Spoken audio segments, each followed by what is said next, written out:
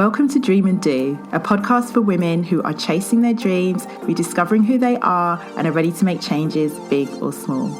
I'm your host, Nicola Ray Wickham. Join me for confidence pep talks, soulful insights, and practical tips on all things creativity and wellness, along with powerful conversations with women who are dreaming and doing in action. This is the stuff you're going to wish you knew years ago, but don't worry, it's not too late. Let's get started. Hey loves, and welcome to another episode of the podcast. If you hear some heavy breathing in the background, it's not me. I have Marley on my chest in the sling. So this episode of the podcast, I am talking to you about the E word, expert. And the question is, are you owning your expert status? And I know when I say that word, a lot of you just break out into a cold sweat. You want to moonwalk away from me. You're like, that woman is trying to call me an expert and I am not that. But I want to talk to you today about the importance of you owning your magic and actually teach you some ways that you can start to do that do not involve you putting the word expert into your bio if you don't want to do that, or you somehow proclaiming that you're some kind of guru, or you feeling like you have to know everything.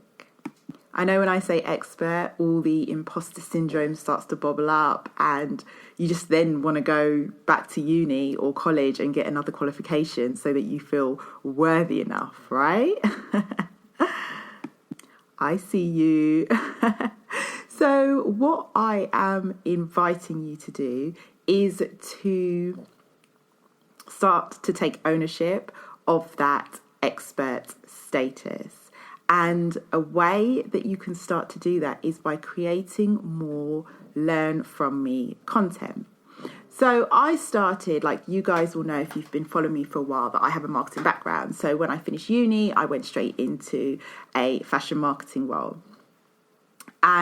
But when I started in this space where I see it as kind of more of an entrepreneurial way of doing marketing and sitting in that space rather than corporate, was when I started wedding blogging, which was in 2011. And when I started wedding blogging then, the landscape looked very different. So blogging and content was all about how to, and it was all about that kind of real value-driven content, which was defined as how to do this, how to do that. And lots of bloggers did really well basing their content on that very much how to do things. Things have since changed. There was lots of 5 ways to be amazing. You know what I mean? And things have definitely changed since then. And so we then saw this shift into what we now know as the influence of influencer marketing. And there was less talk about that value-driven content. And value was seen as inspiration is valuable, and those sometimes annoying quotes on Instagram is valuable, and just following someone and seeing their life is valuable, rather than it being that kind of straight traditional value that we saw in, say, 2011. Where we are now, and this is a trend that I predict is going to be really coming in throughout 2020, is that we are returning more to content which we're learning from. And so it doesn't have to look like 5 ways to be amazing. So it doesn't need to be that kind of how to in that kind of way. But it needs to be content that's being put out there that people are learning from you. And the beautiful thing about this is that is what positions you as an expert, without you having to proclaim it, without you ever having to say that word, without you having to have all of those feelings of imposter syndrome and comparisonitis and all of that. It automatically, in people's minds, pictures you as somebody that they need to listen to and somebody that they can that can help them. and somebody that they can learn from. And I think that there are people making a mistake at the moment of thinking that they're an influencer. We are all influencers, but you guys aren't necessarily, like, that's not your work, isn't to influence through brand deals and sponsorship and things. That might be an element of it, but your work is the work, right? That's not to negate that you don't have influence. But and with this groundswell of content being more of the lifestyle, and I absolutely advocated that in the past, and I continue to do so, because that lifestyle content and that peek into your personality is all part of what helps you to show up wholeheartedly and helps you to stand out. But there has been this groundswell where I feel like the shift has gone too far in that direction. And that's why there is so much space now for us to return to that learn from me content.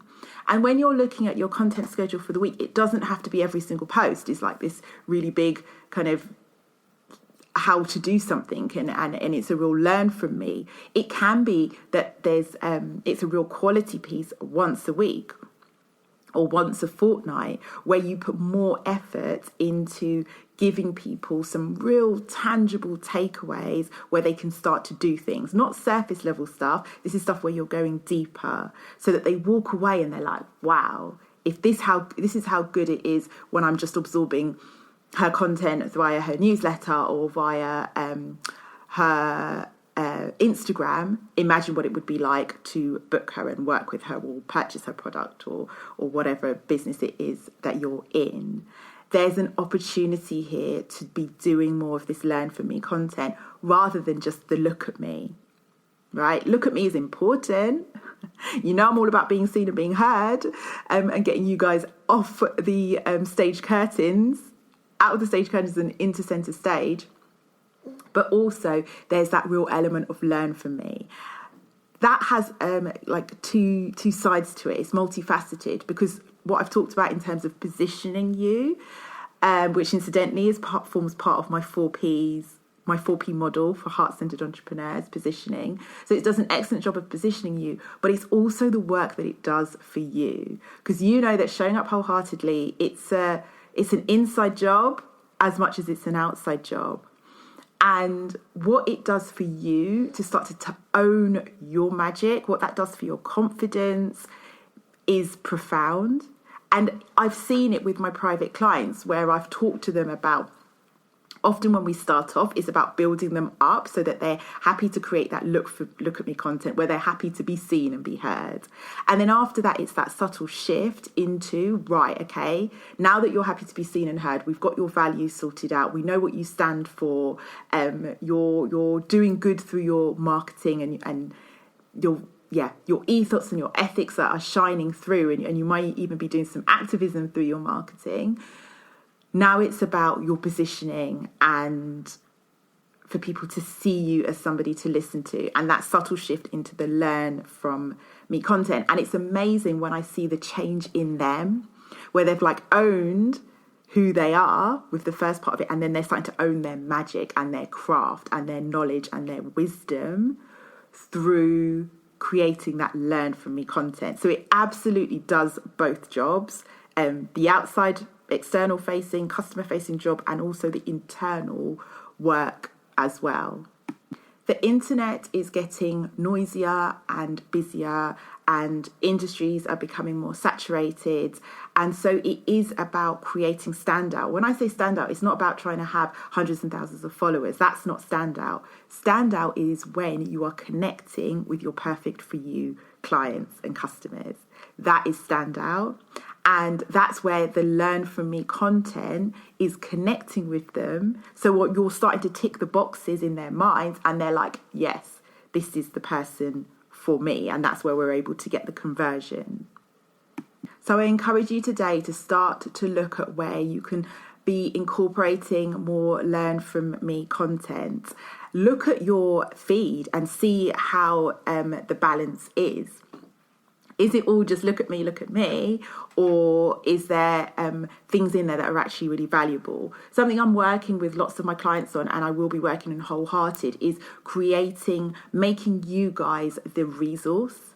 so that you're the I'll use the word again, you're the experts in your field, like you know your shit, right? So it's about making sure that when people come to your digital home, that you've got stuff there for them to enjoy and to absorb. And the Learn From Me content helps you to become that resource, to become that lighthouse, to become almost like that library. I'm sitting here in my dining room table recording this, and I've got a bookshelf in front of me, and it's just that analogy of you become that library of rich resource for them to come and to learn from, as well as getting to know you. And that's what helps to kind of move them along in their customer journey to the point where they're like, I'm ready to book. This is something that forms, like I said, part of the positioning, part of my 4P model for heart-centered entrepreneurs. And it definitely is something that I will be working with my wholehearted peeps on in terms of their confidence, and then also how to strike that balance of learn from me and look at me, without you seeming like this encyclopedia, right? It's that balance between the personality, which is another 4P, which is another P of my model, and blending them all together in your unique way. And that's the thing with this model that I've created and the wholehearted approach. It isn't a one size fits all. It's here are the principles. Now let's get down with who you are, what it is that you want to create, what it is the impact you want to have in the world, how you want to show up, and find the mix that works for you. That's why it's a model and not a formula, because I don't do formulas, but you are the kind of secret sauce. You're the missing piece that brings it all together, which is why it will look different for each member of Wholehearted, even though we've got these umbrella principles to work with. And one thing I just have to add is that often people want to veer away from Learn From Me content because they feel like it's boring, or they feel like everybody else has already said it and it's already been done. But when you start to marry everything together, it's not boring at all. But there are subtle things that you can do and ways that you can make it where it's not just another 5 steps to be amazing, which someone can essentially Google and find out those 5 steps. It's about marrying it up with you, so you're able to infuse your personality, another P, from the 4P model into it.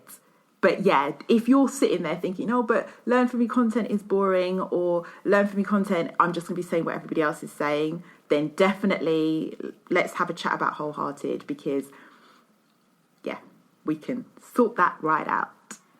And the thing is about owning your magic is that it is such an important component in confidence, right? Like, I believe that there is a bit of a confidence myth, that we, especially as women, are sold that confidence is a certain feeling that we should, notice the clue there in the should, that we should feel in certain situations.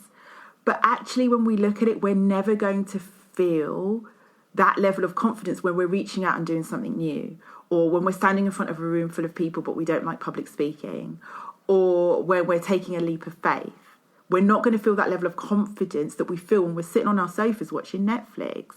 Yet the way that confidence is taught and sold and presented is as though that exact same feeling is the feeling that we should have when we are doing something that is scary.